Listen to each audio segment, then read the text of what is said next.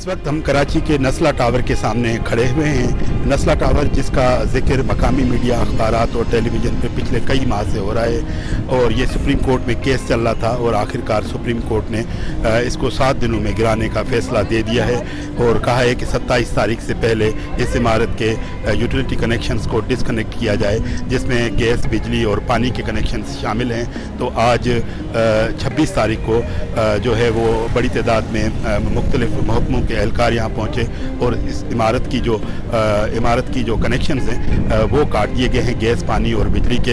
इसके अलावा बिजली जाने के बाद यहाँ के मकीनों ने जो है वो जनरेटर मंगवा लिया है। मकीन अभी भी यहाँ पर अपने फ्लैट्स में रह रहे हैं। इस वक्त यहाँ पे नस्ला टावर पे जो है तो लोग जो है वो हमसे बात नहीं कर रहे हैं। लोगों का कहना है कि वो ज़हनी तौर पे बहुत ज़्यादा टेंशन का शिकार है और वो कोई बात करना नहीं चाहते।